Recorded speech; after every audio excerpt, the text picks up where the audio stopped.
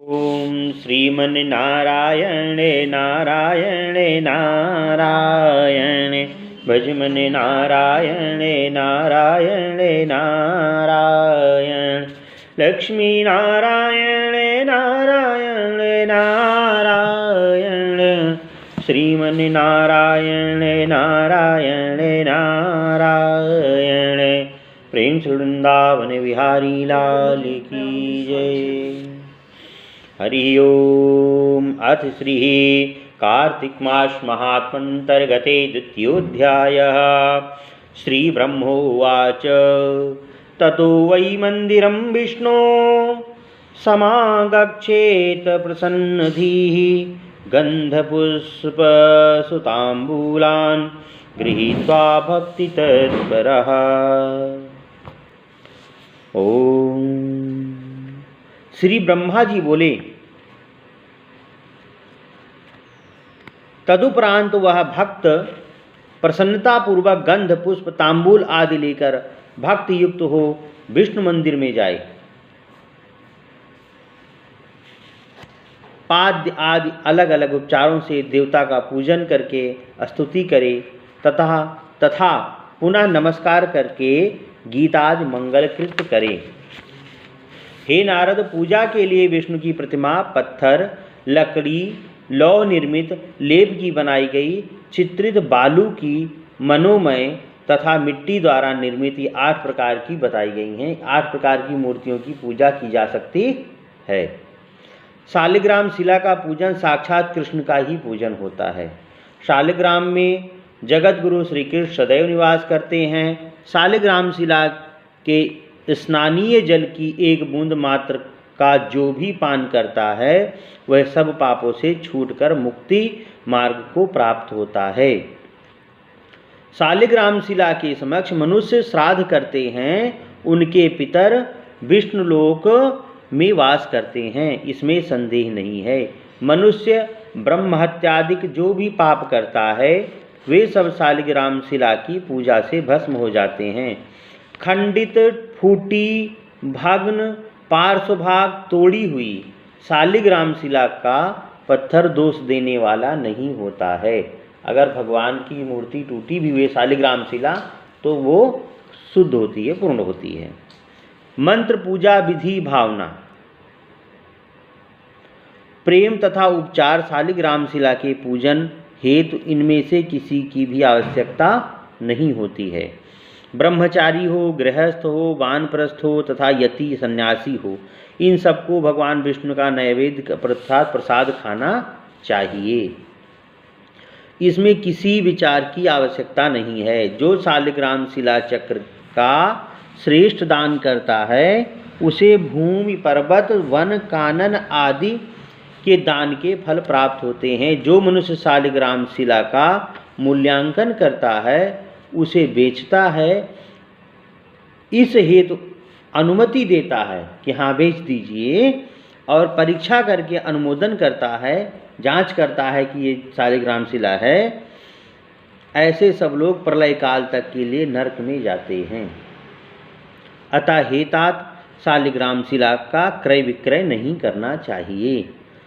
विषम संख्या 3, 5, 7 आदि शिला मूर्तियों का पूजन नहीं करना चाहिए, परंतु केवल एक शिला का पूजन किया जा सकता है। घर में 2 शिवलिंग तथा 3 गणेश प्रतिमाओं का पूजन भी न करें। 2 शंख, 3 देवी मूर्ति, 2 द्वारका चक्र तथा 2 सूर्य मूर्ति का पूजन नहीं करना चाहिए। चावलों से विष्णु की, शंख जल से शिव की, बिल्व पत्रों से सूर्य की तथा तुलसी से गणेश का पूजन नहीं करना चाहिए। धतूरे के फूलों से विष्णु की, केतकी के फूलों से भगवान शिव की तथा कनेर एवं कमल के अतिरिक्त लाल रंग के अन्य पुष्पों से शिव जी की पूजा करनी नहीं चाहिए। कार्तिक मास में जिन लोगों द्वारा कमलाकांत श्री विष्णु की कमल के पुष्पों द्वारा पूजा की जाती है, उनके सैकड़ों जन्मों तक कमला अर्थात लक्ष्मी अनुगामिनी बनी रहती हैं, उनके घर में लक्ष्मी का वास रहता है। मालती जूही स्वर्ण जाति था चंपा के फूलों से माधव श्री विष्णु की पूजा करने वाला परम पद को प्राप्त होता है। कार्तिक मास में अगस्त के फूलों से विष्णु की पूजा करने वाले मनुष्य को श्रीहरि ऊर्ध्वरेता ज्ञानियों तथा मुनियों की गति प्रदान करते हैं। तुलसी दल द्वारा पूजन के महात्म का वर्णन मेरे द्वारा नहीं किया जा सकता। शालिग्राम नामधारी हरि को तुलसी अत्यंत प्रिय है। जो मनुष्य तुलसी की मंजरियों से माधव की पूजा करता है वह पुनः गर्भवासी न बनकर मुक्ति का भागी बनता है। जो मनुष्य तुलसी काष्ठ से उत्पन्न चंदन को धारण करता है तथा तुलसी धारण किए हुए ही मृत्यु को प्राप्त होता है वह मोक्ष को प्राप्त होता है। तुलसी वृक्ष की छाया जिस घर में जहाँ जहाँ पड़ती है वहाँ श्राद्धादि कर्म करना चाहिए। इसके करने से पितरों की अक्षय तृप्ति होती है। तुलसी वन का संसर्ग, गंगा का स्नान तथा नर्मदा का दर्शन ये तीनों एक समान कहे गए हैं। तुलसी वन में समस्त पापों को नष्ट करने वाला, पुण्यमय तथा आकांक्षाओं की पूर्ति करने वाला जो मनुष्य इसे लगाते हैं वे नरक को नहीं जाते हैं। तुलसी लगाने, पालने, छूने से मनुष्यों के सब पापों को दूर करती हैं तुलसी तथा मन, वचन एवं कर्म से किए गए पापों को नष्ट करती हैं। अतः व्रत करने वाले को उचित है कि वह भगवान हरि को प्रिय तुलसी की पूजा कर एकाग्रचित्त से प्रदक्षिणा और नमस्कार करे। हे हरिप्रिय तुलसी, तुम्हें पहले देवताओं ने बनाया, फिर मुनीश्वरों ने तुम्हारी पूजा की। तुम्हें मेरा बारंबार नमस्कार है। तुम मेरे पापों को दूर करो। ये प्रार्थना है मंत्र से। जो मनुष्य आंवले के पत्तों तथा फलों से देवार्चन करता है वह जैसे स्वर्ण पुष्पों से पूजा करता है। जो मनुष्य कार्तिक मास में आंवले के वृक्ष के नीचे श्री विष्णु का पूजन करता है उसने मानो सभी पुण्य तीर्थों में विष्णु की पूजा कर ली हो। द्वादशी तिथि को तुलसी पत्र तथा कार्तिक मास में आंवले के पत्तों को तोड़ने वाला घोर नरक में पड़ता है। हे द्विजोत्तम, आंवले के नीचे जो पिंडदान करता है उसके पितर 100 वर्ष तक निरंतर तृप्त बने रहते हैं। हे मुनिश्रेष्ठ, जो मनुष्य मस्तक, हाथ, मुख तथा शरीर में आंवले का फल धारण करता है उसे भगवान का स्वरूप समझना चाहिए। जिसके शरीर पर आंवले का फल, तुलसी और द्वारका की मिट्टी अर्थात गोपी चंदन नित्य स्थित रहते हैं, लगे रहते हैं, वह जीवन मुक्त हो जाता है। इसके पश्चात वेद ज्ञाता ब्राह्मणों को भक्तिपूर्वक भोजन कराए तथा गंध, पुष्प, तांबूल एवं दक्षिणा देकर उन्हें संतुष्ट करें। कार्तिक मास के व्रती को भूमि पर सोना चाहिए, ब्रह्मचर्य का पालन करना चाहिए। ढाक के पत्ते पर हवन करने के बाद शेष अन्न को मौन रहकर भोजन करना चाहिए। जो मनुष्य कार्तिक मास में एक समय भोजन करता है वह सूरवीर तथा कीर्तिमान होता है। कार्तिक मास में जो व्यक्ति आंवले के वृक्ष की छाया के नीचे भोजन करता है उसके अन्न संसर्ग जन्य वर्ष भर के पाप नष्ट हो जाते हैं। कार्तिक मास में शहद, कांजी, दाल, तिल का तेल और विधि दूषित अन्न का सेवन नहीं करना चाहिए। सब प्रकार से मांस, मछली, उड़द तथा पराया अन्न भी नहीं खाना चाहिए। अन्य लोगों से द्रोह तथा पर स्त्री गमन नहीं करना चाहिए। व्रती मनुष्य कार्तिक मास में बुरे भाव तथा बुरे शब्दों को त्याग दे, मन में भी कटुता न रखे। गृहस्थ मनुष्य रविवार के दिन आंवले के फल का सेवन न करें।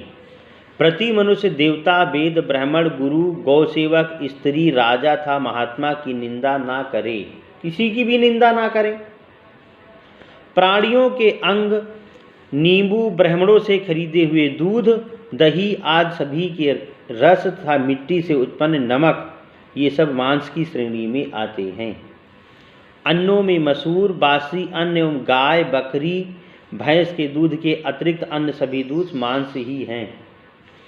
तांबे के बर्तन में रखा हुआ दूध, दही तथा घी, छोटे तालाब का पानी और केवल अपने ही लिए पकाया गया भोजन भी विद्वान जनों ने मांस बताया है, अभक्ष्य बताया है। व्रती मनुष्य को प्याज, लहसुन, गिद्ध, कुकुरमुत्ता, गृंजन, विष संलग्न बाण से मारा गया हिरण के मांस को भी गृंजन कहते हैं। नारी तथा मूली को भी नहीं खाना चाहिए। जंगली घिया, बैंगन, काशी फल, तरबूज तथा कैथ भी व्रती मनुष्य को नहीं खाना चाहिए। रजस्वला स्त्री, म्लेच्छ, पतित तथा घमंडी मनुष्य से दूर रहें एवं 2 बार पकाए गए तथा जले हुए अन्न का भोजन नहीं करना चाहिए। प्रतिपदा आदि तिथियों में क्रमशः पेठा, छोटा बैंगन, कुकुरमुत्ता, मूली, श्रीफल, तरबूज, आंवला, नारियल, जंगली घिया, जंगली परवल, बेर, मसूर, पान, नारी का साग तथा सिंघाड़े नहीं खाने चाहिए। प्रतिपदा से पेठा, द्वितीया को बैंगन, तृतीया को कुकुरमुत्ता, ऐसे सब को छोड़ना चाहिए। श्री पद्म पुराणे कार्तिक मास महात्म अंतर्गते विष्णु पूजा विधि में व्रतकालीन भक्ष्याभक्ष निरूपण नामक द्वितीयोध्यायः। श्रीमन्नारायणे नारायणे नारायणे भजमनि नारायणे नारायणे नारायण लक्ष्मी नारायणे नारायणे नारायणे श्रीमन्नारायणे नारायणे नारायण। प्रेम से वृंदावन बिहारी लाल की जय।